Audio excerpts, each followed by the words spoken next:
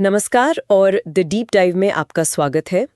आज हम मनोविज्ञान की दुनिया के दो सबसे बड़े दिग्गजों की बात करने वाले हैं, जीन पियाजे और लेव वाइगोत्स्की।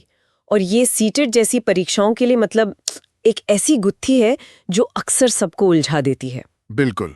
तो आज हमने सोचा कि इसे किसी बोरिंग अकादमिक बहस की तरह नहीं देखेंगे, हाँ, बल्कि एक WWE स्टाइल मुकाबले की तरह, पियाजे बनाम वाइगोत्स्की, विचारों का महामुकाबला। ये अच्छा है, WWE स्टाइल। और इस मुकाबले का सबसे बड़ा सवाल ये है, जब एक बच्चा अकेले खेल रहा है और खुद से बातें कर रहा है, तो इसका असल में मतलब क्या है? क्या ये पियाजे के हिसाब से बस बच्चे का अपने में खोया होना है, जिसे वो ईगोसेंट्रिक कहते हैं, या फिर ये वाइगोत्स्की के अनुसार खुद को दिशा देने का, अपनी सोच को मुनज़्ज़म करने का एक जरूरी तरीका है? बिल्कुल। और आज हमारा मकसद देखिए सिर्फ तथ्यों को रटना नहीं है। सही बात है। हमें इन दोनों के नजरिए का जो मूल फर्क है उसे समझना है। वो बच्चे के विकास को किस फ्रेमवर्क से देखते हैं, ये जानना बहुत जरूरी है। क्योंकि एक बार वो मूल सोच पकड़ में आ गई तो सवाल कहीं से भी आए जवाब मिल ही जाएगा। तो चलिए इस वैचारिक दंगल का पहला दौर शुरू करते हैं। रिंग में पहलवानों का परिचय तो हो जाए। पहले कोने में स्विट्जरलैंड के जीन पियाजे, जिन्हें हम कह सकते हैं मनोविज्ञान के साइंटिस्ट बाबा। साइंटिस्ट बाबा, ये नाम उन पर बिल्कुल फिट बैठता है। पियाजे का मानना था कि हर बच्चा एक नन्हा वैज्ञानिक है, अ लिटिल साइंटिस्ट। अच्छा। वो अपनी दुनिया को खुद प्रयोग करके समझता है, चीजों को छूकर, गिराकर, तोड़कर, जोड़कर। उनके लिए विकास की जो पूरी प्रक्रिया है वो जैविक परिपक्वता पर, मतलब बायोलॉजिकल मैच्योरेशन पर। हाँ, और उम्र पर टिकी है। उनका एक ही मूल मंत्र था, उम्र बढ़ेगी तो दिमाग बढ़ेगा। मतलब सीखने की जो क्षमता है वो उम्र के साथ अपने आप आएगी। ये सुनने में तो काफी सीधा लगता है कि हर चीज का एक सही समय होता है, पर क्या ये नजरिया बच्चे की सामाजिक जरूरतों को कुछ ज्यादा ही नजरअंदाज नहीं कर देता? मतलब ऐसा लग रहा है मानो बच्चा एक वैक्यूम में बड़ा हो रहा हो। आपने बिल्कुल सही नस पकड़ी है। यही पियाजे की सबसे बड़ी आलोचना भी है। उनका मॉडल बच्चे को एक अकेले खोजकर्ता के रूप में देखता है। इसे समझने के लिए कच्चे आम का उदाहरण बहुत अच्छा है। आप किसी छोटे कच्चे आम को कितना भी खींचो, उसे पका नहीं सकते। नहीं, वो तो समय से ही पकेगा। बिल्कुल, वो अपने जैविक समय से ही पकेगा। पियाजे के लिए बच्चे का दिमाग भी बस वैसा ही है, समय आने पर ही सीखने के लिए तैयार होता है। ठीक है, तो एक तरफ है पियाजे जो बायोलॉजिकल घड़ी पर पूरा जोर दे रहे हैं। अब देखते हैं रिंग के दूसरे कोने में कौन है। रूस से आ रहे हैं लेओ वाइगोत्स्की, हमारे सोशल हीरो। और ये खिताब उनके काम का सार है।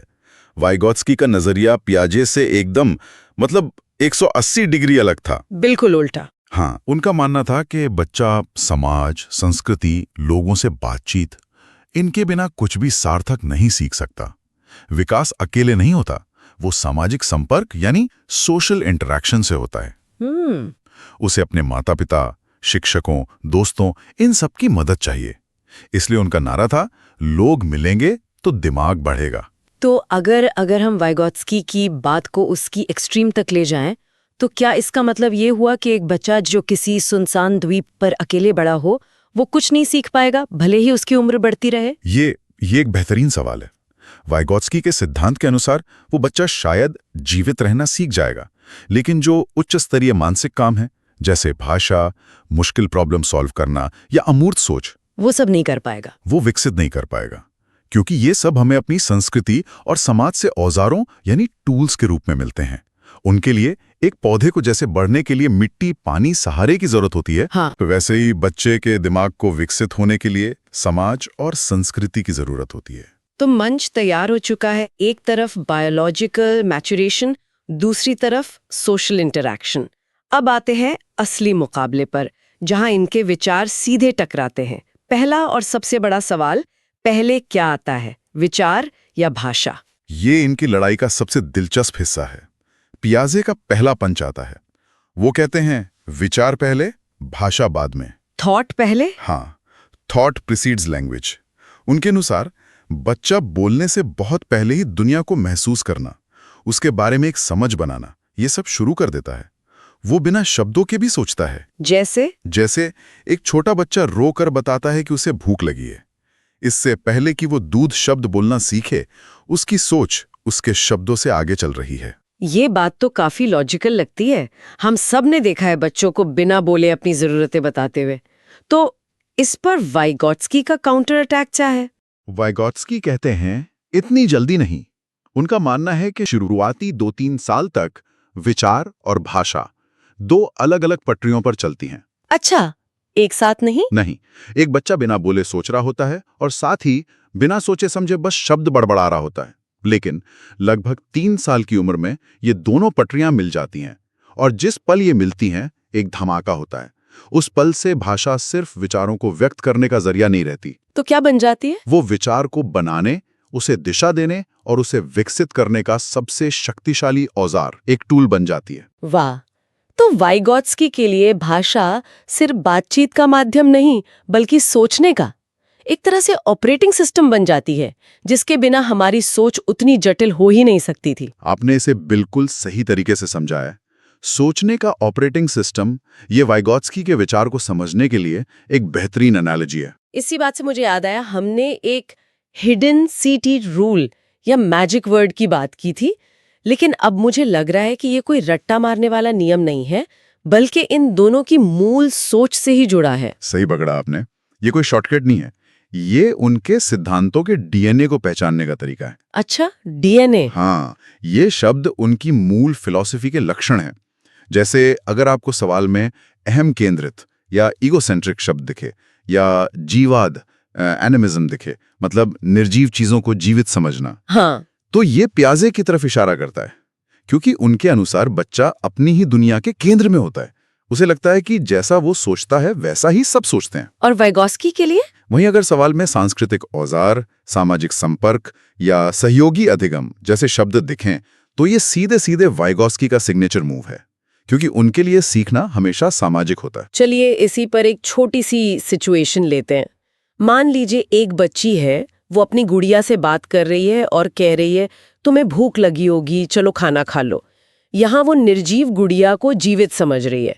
ये किसके सिद्धांत की ओर इशारा करता है? ये सीधे तौर पर पियाजे के जीवाद यानी एनिमिज्म की अवधारणा को दर्शाता है। पियाजे के अनुसार ये बच्ची के विकास की एक स्वाभाविक अवस्था है, जहां वो अपनी और बाहरी दुनिया के बीच साफ फर्क नहीं कर पाती। वाइगॉट्स्की यहाँ ये तर्क दे सकते हैं कि बच्ची समाज में दूसरों को ऐसा करते देखकर सीख रही है, लेकिन जीवाद शब्द का सीधा संबंध पियाजे से है। बहुत खूब। अब आते हैं उस सवाल पर जो इस पूरे मुकाबले के केंद्र में है, बच्चों का खुद से बात करना। क्या ये भाषा वाले टूल का ही कोई प्रैक्टिकल इस्तेमाल है? बिल्कुल। यहीं पर दोनों के बीच का फर्क सबसे साफ नजर आता है। पहले पियाजे की बात करते हैं।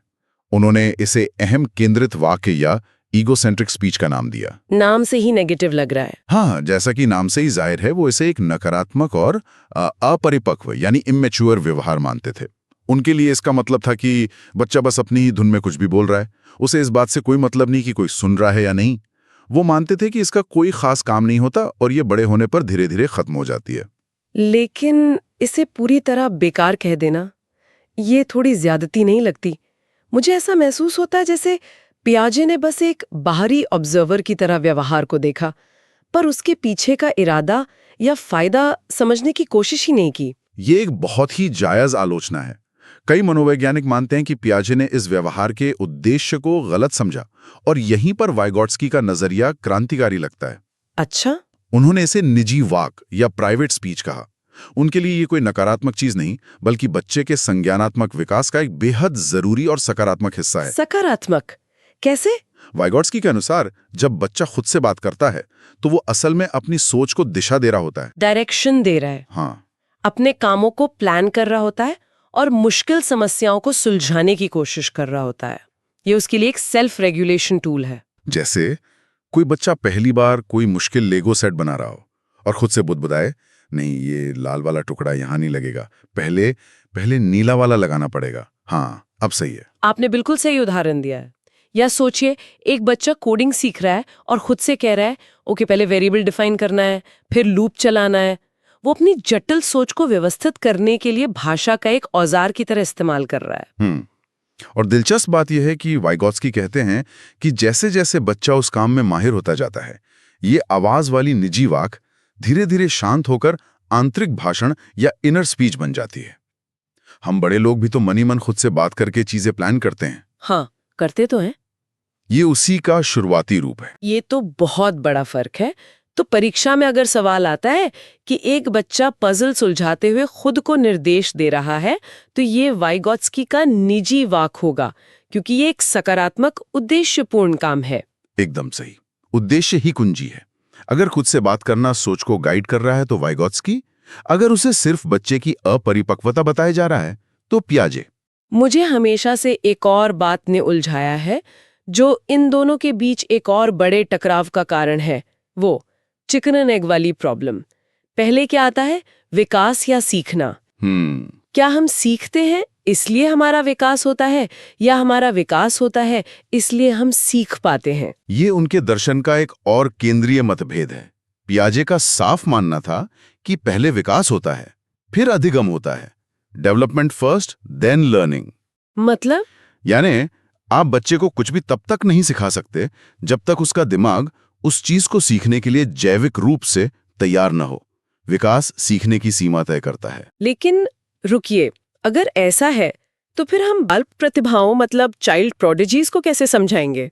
वो बच्चे जो अपनी उम्र से बहुत आगे की चीजें सीख लेते हैं, जैसे कोई 4 साल का बच्चा पियानो पर जटिल धुनें बजा रहा हो। क्या ये पियाजे के मॉडल को चुनौती नहीं देता? ये एक शानदार सवाल है, और ये पियाजे के सिद्धांत की एक सीमा को उजागर करता है। उनका मॉडल औसत बच्चे के विकास के चरणों पर आधारित है।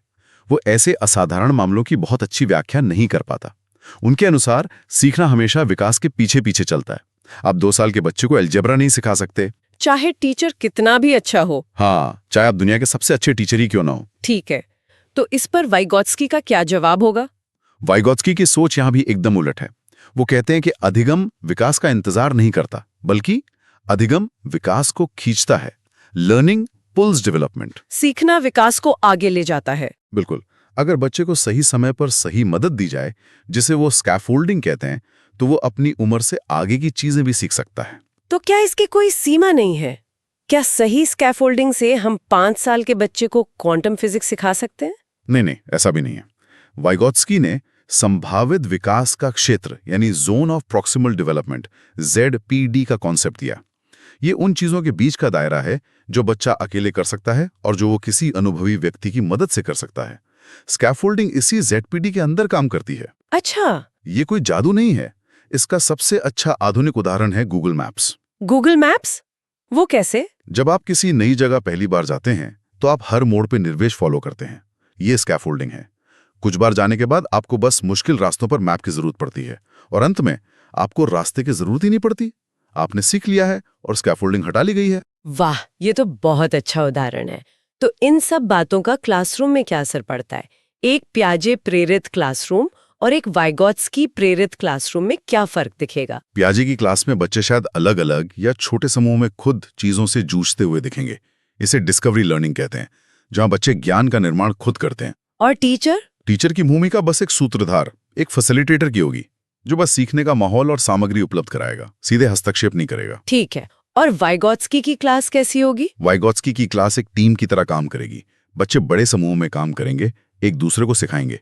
इसे सहयोगी अधिगम या कोऑपरेटिव लर्निंग कहते हैं। और वहां टीचर एक कोच की तरह होगा? बिल्कुल, एक सक्रिय कोच की तरह, जो जरूरत पड़ने पर स्कैफोल्डिंग देगा, यानी मदद का हाथ बढ़ाएगा। और यह ध्यान रखना जरूरी है कि CTT जैसी आधुनिक शिक्षा प्रणालियां वाइगॉत्स्की के सामाजिक और सहयोगी मॉडल को ज्यादा महत्व देती हैं। यह बहुत दिलचस्प है। आज की ऑनलाइन लर्निंग की दुनिया में, जहां बच्चे अक्सर अकेले ही स्क्रीन के सामने सीखते हैं, क्या पियाजे का डिस्कवरी लर्निंग मॉडल ज्यादा प्रासंगिक नहीं हो गया है?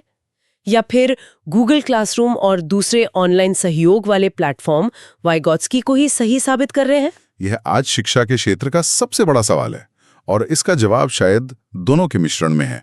एक अच्छी ऑनलाइन शिक्षा प्रणाली बच्चे को खुद खोजने, पियाजे के लिए संसाधन भी देती है, और साथ ही उसे शिक्षकों और सहपाठियों के साथ जुड़कर सहयोग करने, वाइगॉत्स्की के अवसर भी प्रदान करती है। तो इस WWE मैच के विजेता की घोषणा का समय आ गया है। इस वैचारिक दंगल का विजेता कौन है? देखिए, अगर हम मनोविज्ञान और शिक्षा पर पड़े असर को देखें तो इस मैच का कोई एक विजेता नहीं है। विजेता दोनों हैं। दोनों? हाँ, और वे एक दूसरे के पूरक हैं। पियाजे ने हमें बताया कि बच्चा उम्र के हिसाब से क्या सीख सकता है। उन्होंने विकास की एक रूपरेखा, उसकी सीमाएं बताईं। और वाइगोस्की ने हमें बताया कि बच्चा समाज और सही मदद से कैसे सीख सकता है। उन्होंने हमें उस सीमा तक पहुंचने का रास्ता दिखाया। एक ने मंजिल का नक्शा दिया तो दूसरे ने वहां तक पहुंचने की गाड़ी दी। ये एक बहुत ही संतुलित और गहरा निष्कर्ष है। दोनों ही अपनी अपनी जगह बेहद जरूरी है। लेकिन जब हम इन दोनों की बात करते हैं जिन्होंने बच्चे के दिमाग मतलब संज्ञानात्मक विकास पर इतना काम किया, हाँ, तो मेरे मन में एक सवाल अधूरा रह जाता है। पूछिए। इन्होंने ये तो बता दिया कि बच्चा सोचता कैसे है, चीजें सीखता कैसे है, पर उन्होंने ये नहीं बताया कि बच्चा ये कैसे सीखता है कि क्या सही है और क्या गलत। ये नैतिकता, ये मोरालिटी कहाँ से आती है? ये एक बहुत ही महत्वपूर्ण सवाल है और यह सवाल हमें बाल मनोविज्ञान के तीसरे बड़े सिद्धांतकार की ओर ले जाता है। इस दंगल के कह सकते हैं तीसरे पहलवान की ओर, लॉरेंस कोलबर्ग। हाँ, कोलबर्ग ने अपना पूरा काम नैतिक विकास पर केंद्रित किया। उनकी प्रसिद्ध कहानी है हिंस की दुविधा, हाइंस डिलेमा। मैंने सुना है इसके बारे में। ये इसी सवाल की जड़ तक जाती है। एक आदमी है जिसकी पत्नी एक गंभीर बीमारी से मरने वाली है। एक दवाई है जो उसकी जान बचा सकती है, पर वो बहुत महंगी है। उसके पास उतने पैसे नहीं हैं। तो क्या उस आदमी को अपनी पत्नी की जान बचाने के लिए वो दवाई चुरानी चाहिए? चोरी करना या पत्नी को मरने देना? इन दोनों में से क्या सही है और क्यों? ये सवाल शायद हमारे अगले विश्लेषण का विषय हो सकता है, जहां हम नैतिक विकास के विभिन्न स्तरों को समझेंगे।